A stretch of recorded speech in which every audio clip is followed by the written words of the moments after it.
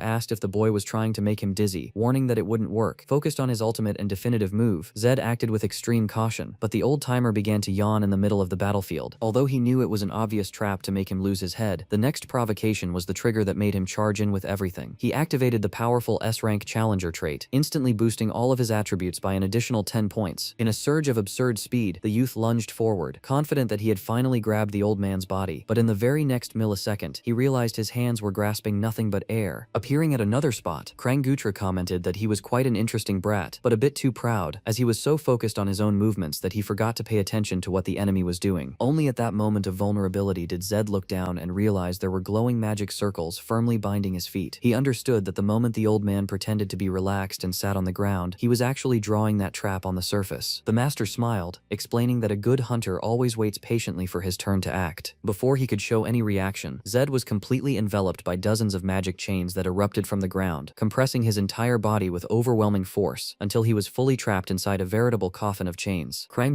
savored the victory, saying the boy had fallen into the trap like a sitting duck, and demanded he admit defeat at once so he could release him. Trapped in the suffocating grip of the magic, Zed tried to draw breath, realizing how difficult it was even just to breathe inside there. Krang told the boy to stop being stubborn, warning him that if he stayed trapped there any longer, he would end up dying. Indeed, the situation was grim, and even Zed's special trait ended up deactivating due to exhaustion. However, enveloped by that suffocating darkness, the young man remembered who he was, a challenger. Since arriving in this world, his sole objective was to live and do the absolute necessary to survive. He had learned to like this new reality, the powerful people who inhabited it, the euphoria of combat, and, above all, the taste of a challenge. Recalling the master's own words, he realized he might be viewing himself as a cornered little rabbit being hunted. At that instant, he stopped calculating his skills or his mathematical odds of victory. He could only think about winning. Until the moment of his death, he would act like a predator. Reigniting his willpower, Zed activated the challenger trait once more, gaining another 10 points in all his attributes. He combined this bonus with his lightning strike, but instead of trying to fire it at the enemy, he directed the discharge to destroy his own bonds, invoking a brutal bolt of lightning directly from the heavens. The electricity did not strike the old man, but rather the cluster of chains enveloping the boy's body. On the outside, seeing this madness, Krang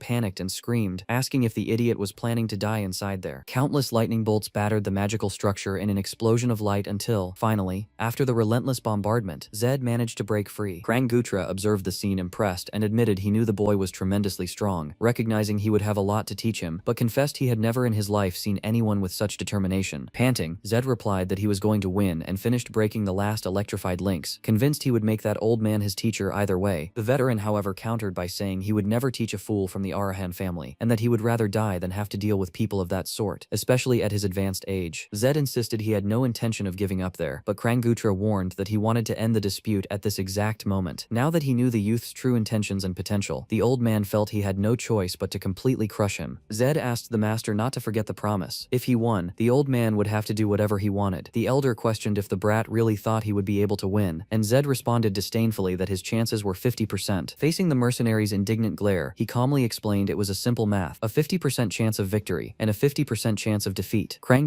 declared that if he killed him right there, it wouldn't be a problem, as he didn't care at all about the Arahan's wrath. Zed just smirked and warned that to stop him, the old man would truly have to take his life. It was then that Kranggutra began to accumulate an absurd amount of wind energy, concentrating the element until he created a gigantic spear above his head, its tip capable of piercing the clouds in the sky. Faced with that magnitude, Zed turned pale and wondered what the fuck kind of magic that was. He recognized the spell as being of the 8th circle, the legendary Spear of Judgment. The young man became extremely nervous. Thanks to his past gaming days, he knew magic theory very well, and his accumulated knowledge had prepared him well. But witnessing a Spear of Judgment in real life was an indescribable shock. Upon hearing the boy whisper the spell's level, Kranggutra demanded to know how a brat of that age had knowledge about the 8th circle, while continuing to condense more and more power into the massive, glowing weapon. The old man warned that there was no more need for talk, as that attack would end everything right there. Instead of bowing to fear, Zed felt a wave of excitement even greater than before, viewing the situation as his final test. Preparing his last move, he accepted that the real probability of victory might be 0. As the gigantic structure began to plummet toward his head, it seemed as though all hope had vanished. Seeing the proximity of the impact, Kranggutra commented that a warrior must also know the exact time to give up. However, in the millisecond he was hit dead on by the devastating blow, Zed activated his hidden trait, a Mortal Challenger, a passive skill that prevented instant death by a hair's breadth. Taking advantage of the opening created by the explosion, he charged through the dust, forcefully grabbed Kranggutra by the collar of his clothes, and executed a perfect judo throw, slamming the old man flat on his back against the ground. Lying beneath the starry sky, Kranggutra stared upward, wondering what the hell had just happened. He thought to himself that when you live long enough, life really does find a way to show you every kind of bizarre thing. Zed had passed out right after the impact, but the uncomfortable truth remained. The legendary mercenary had just lost to a mere brat. With his own clothes reduced to rags, the old man reflected that it had already been 7 years since he had abandoned his chaotic mercenary life out of sheer boredom, believing he no longer had any goals left to achieve. Now, he found himself facing a youth who possessed a mysterious ability capable of nullifying or resisting high-level magic, in addition to carrying a terrifying determination. The old man questioned why on earth they had abandoned a child with so much potential in a detention center, concluding that the patriarch Zenodin Arahan must be going completely senile. He recalled the rumors that the boy's mana had awakened only a very short time ago, and thought that with such an absurd growth rate, the kid would become a true monster in a few years, capable of turning the empire upside down. The old man gave Zed's body a light kick, telling him to get up, but noticed he was truly unconscious. Kneeling to analyze the boy's energy flow, Kranggutra received a terrible shock upon realizing that the kid did not even belong to the first magic circle. He wondered if that was genuinely possible, concluding that it was unbelievable and totally off the charts. Suddenly, the master's train of thought was interrupted when he noticed someone approaching the area. That was strange, as he was the only one who knew about that secret hideout, which meant the glow and pressure of his Spear of Judgment must have attracted unwanted attention from afar. At that moment, the 3 Kinzera warriors leaped onto the roof, demanding to know what the old geezer had done to their master. Kranggutra released an intimidating aura and barked at them to shut their mouths if they didn't want to die right then and there. It was then that all 4 of them noticed a dark and heavy presence approaching through the shadows. Out of the dark sections of the roof emerged the mages of the Black Mirror organization. The commander of the group, Robin, stepped forward and introduced himself personally, bowing respectfully to Kranggutra and treating him as the great hero of the magic war. In a cold voice, the leader explained they had received express orders to look after Master Zed and asked if they could check on young Arahan's health conditions. Understanding the newcomer's true intentions, Kranggutra began to gather his wind power once more, replying with a defiant smirk that they were welcome to try. And that's the story for today, everyone. I hope you enjoyed it. And of course, don't forget to leave a like and subscribe if you'd like to support us. It really helps the channel a lot. We'll also make another part if this one does well, so I'm counting on you all.